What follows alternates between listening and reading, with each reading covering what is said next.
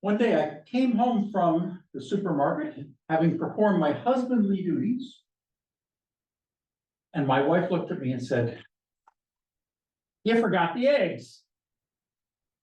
Well, I'm sorry. Well, I need those eggs. Well, I said I was sorry. Have you ever said, "Oh, I said I was sorry"? Didn't cut it? Fellow Toastmasters, most welcome fellow Toastmasters in the room and online and with esteemed guests. Sorry doesn't cut it, as my mentor Selma Saeed would say.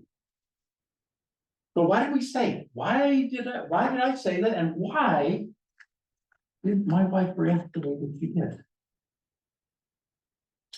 So today I'll explain why sorry doesn't cut it. And I'll talk about why we have the reactions that we do in those situations, and finally, what we can do about it.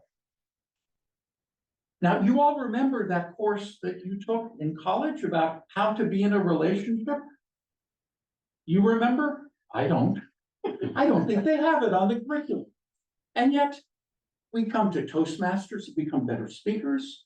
We go to school to become better at the profession that we're interested in. And we spend so much of our time in a committed relationship, but have no education about it. We think, well, we just somehow know what to do about it. Well, my friends, we don't. There is much to learn. So what is going on?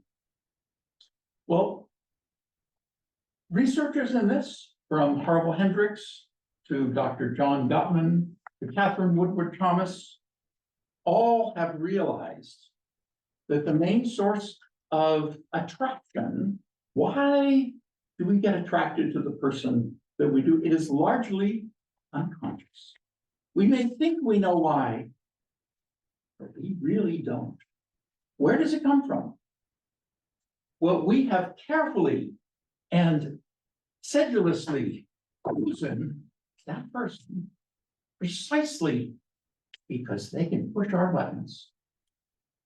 We have chosen them precisely because the kind of unhealed places in us, the hurts that we carried on from childhood, are still there. And that person knows exactly what to do to trigger them again. So when I forgot the eggs, it wasn't about the eggs. It was about something going on in my wife's childhood where she felt that she didn't matter, that she was abandoned or something like that. I'm not her therapist, so. But why did I react the way I did? Why did I think that just saying sorry would be enough to get by? Well, because my childhood stuff, without getting too much into it, had to do with, I just wanted to smooth things over and move on with it. And if you think about somebody that's hurt you, most people, sorry isn't enough. Sorry doesn't mean sorry. It doesn't mean that you're sorry. It means I just want to forget the whole thing and not deal with this and just move on. And if you're the recipient of that, does that work for you? Doesn't work for me. Didn't work for my wife.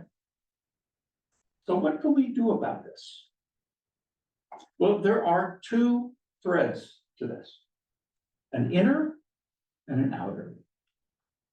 The inner thread is this, is that if you accept the premise that it's our own internal pain, our internal buttons that are causing our reaction, then the solution is to fix those.